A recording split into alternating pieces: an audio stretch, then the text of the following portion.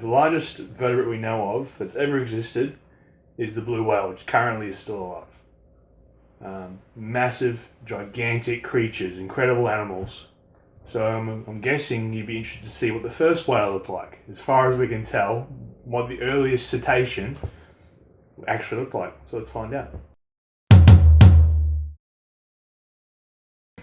Let's look at what the first whale looked like. The very first whale. If you can go all the way back to the first animal, you can say this is not another type of whale, another type of animal. This is a cetacean. Has the characteristics of a whale. Has little adaptations that link it to other whales. Yeah, you can't put it in any other group. So what does it look like? There it is. Looks like this shit. What the fuck is this? But you look at it, okay, so this is a Pachycetus, which was the, as far as we can tell, the earliest cetacean, the earliest whale animal. It looks like a weird coyote-raccoon crossover thing. And that's pretty much what it was. It was about between 1 metre to 2 metres long, so kind of dog-sized, wolf-sized, maybe a little bit bigger.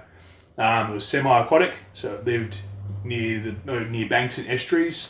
You know, it'd hunt small animals and fish, it is reckoned. Small carnivore. And this is the first whale. How do we know this is a whale? The way we know is that it has very similar dentition, for one thing, the morphology of its skull. You can see some lots of crossovers. It also has a hearing apparatus that is unique to cetaceans, and only cetaceans can be found. So there is a bone, the bones in its ear are unlike any other mammal. The only living mammals today that have this type of little ear bone are dolphins, whales, etc., cetaceans. So by definition, if you have this shape of bone, you're a whale. That's it. It's that simple. And there's nothing else alive today that has a similar shape to its ear bones. So that's how we know it's a cetacean. And also the density of the bones. And the density of the bones. This is how we understand to be a cetacean. So, and you can connect it clearly to the next sort of steps in the evolutionary line of cetaceans. They share all very common characteristics throughout the line until they eventually become more and more aquatic.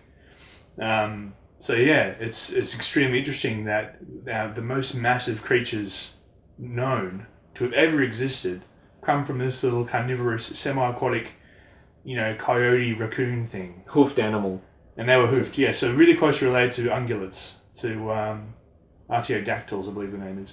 Yeah. So these guys were used to be hooved carnivores. Like a hippopotamus, elephants, even sort of, you're getting close to horses and pigs and so on. They're not too far away. Yeah, cows, hoofed animals, goats. They're further and further away in terms of relationship, but yeah, that's where they fit in the tree.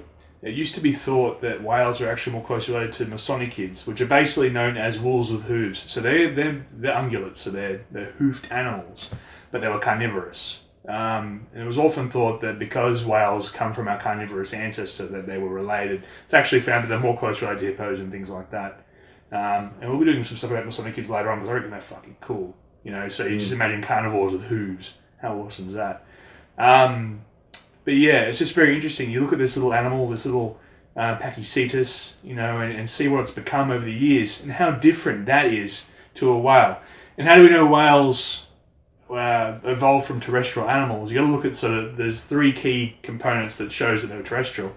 The first thing is that they breathe air. So they're required to come to the surface of the ocean to breathe in oxygen, hold it in, and then dive again. They can hold their breath for a very long time, but they still need to breathe oxygen. They don't have gills. They cannot process oxygen from the water like fish can. They also have fins with limb bones in them. So if you actually compare a whale fin to a terrestrial mammal's arm, you'll see very similar bone structure. Like a human or a bat or a dog or whatever, they will have the same. Oh no. Yeah. So it has those two things. It has the blowhole, the pendactyl limb, and it also has its style of locomotion. So you compare it to, say, fish. Fish have horizontally moving fins. tails to push them through the water. That gives them a locomotion. It pushes them along. They move side to side. And that's from the earliest fish onwards. They've always been that way. Whereas whales, because they've evolved from running animals, their spines don't move from side to side when they run. They move up and down.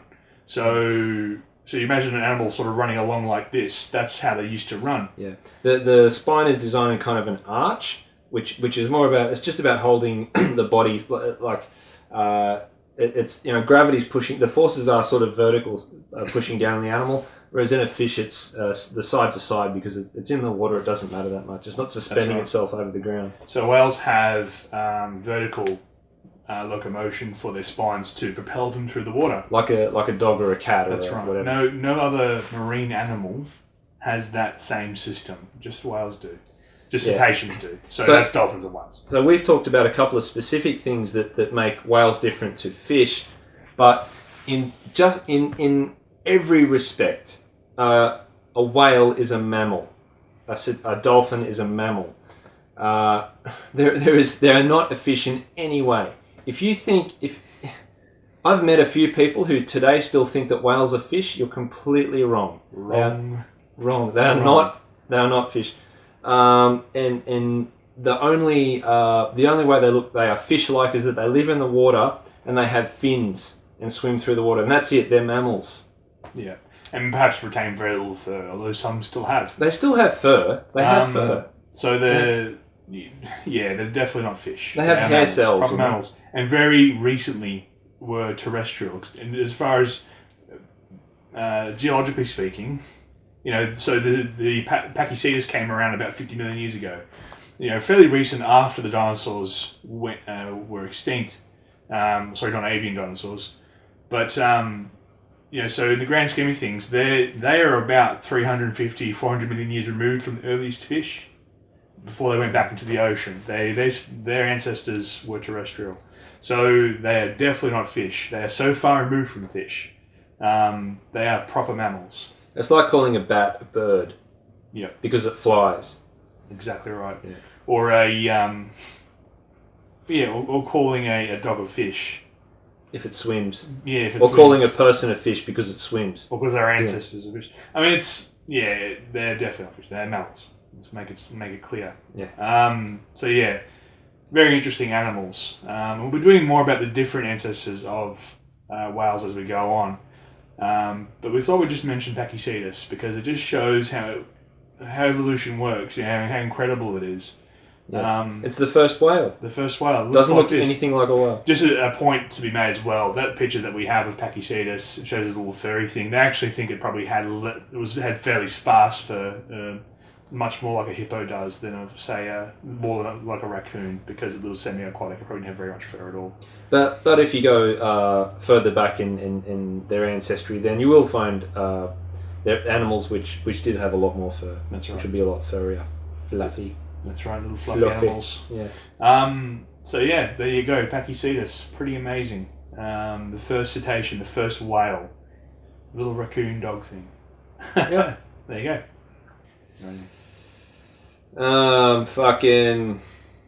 Thanks for watching. If you have any questions or any points you'd like to make, anything that we missed, for example, really briefly we've read through this stuff. Feel free to correct us. Yeah, please do. Send us through a message, comment in the section below. You'll see us again soon. Cheers.